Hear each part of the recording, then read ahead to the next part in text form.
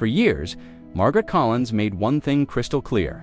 The house on Maple Street was hers, and Aisha was never, ever welcome in it. Margaret never shouted. She never used slurs. She didn't have to. Her silence was sharp enough to cut.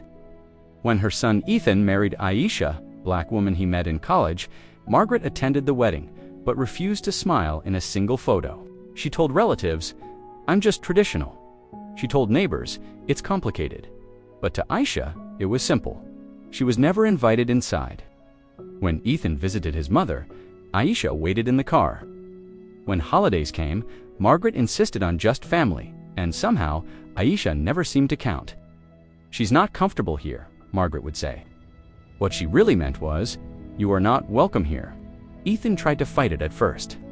"Mom, she's my wife," he'd say, standing on the porch with Aisha right beside him. Margaret didn't raise her voice. She didn't need to. "This is my house," she replied coolly, "and I decide who belongs." Aisha would squeeze Ethan's hand and whisper, "It's okay," but it wasn't. Years passed. Aisha and Ethan built a life without Margaret. They bought a small, cozy home across town. Aisha became a nurse, known for her incredible patience and quiet strength. She treated complete strangers with more kindness than she had ever received from her own mother-in-law. Margaret, meanwhile, was getting older. Her friends passed away. Her neighbors moved. Her world grew smaller and smaller until it was just her and the big, empty house. Then Ethan died. A sudden, tragic accident. No warning, no goodbye. Margaret lost her only son. Aisha lost her husband. At the funeral, Margaret sat in the front row, stiff and silent. Aisha sat farther back, holding herself together. They didn't speak a single word to each other. After that, Margaret's life unraveled fast. Bills piled up. Her health declined. Arthritis twisted her hands. Her memory started to slip. The house on Maple Street felt vast and cold. The relatives who once nodded along with her quietly disappeared. One by one, every door closed on her. Until one evening, with nowhere else to go, Margaret found herself standing outside a familiar Hassasha's house, the home of the very woman she had never allowed through her own door. Margaret raised a trembling hand and knocked. Aisha opened the door. For a moment, time just froze. Margaret looked smaller than Aisha remembered. She was frail. She was afraid.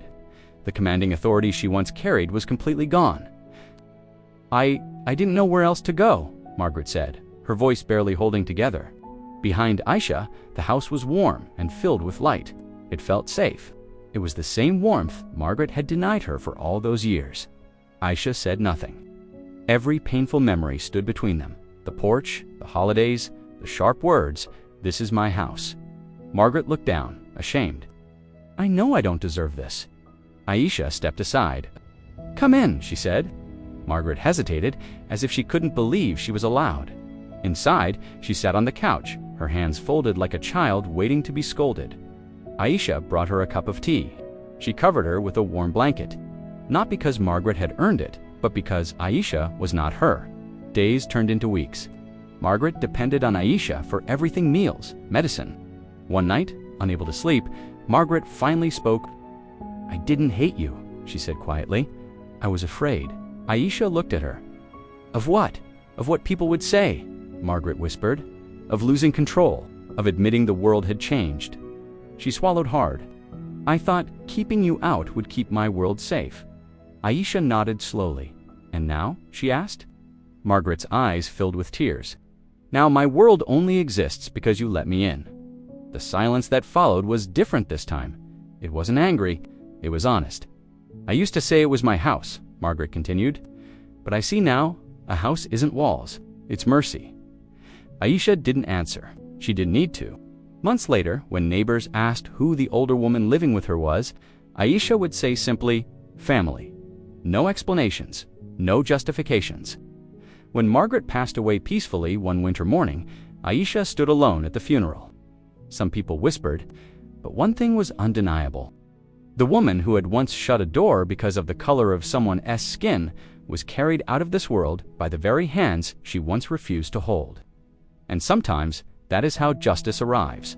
Not loud, not cruel, just quiet and unforgivingly human.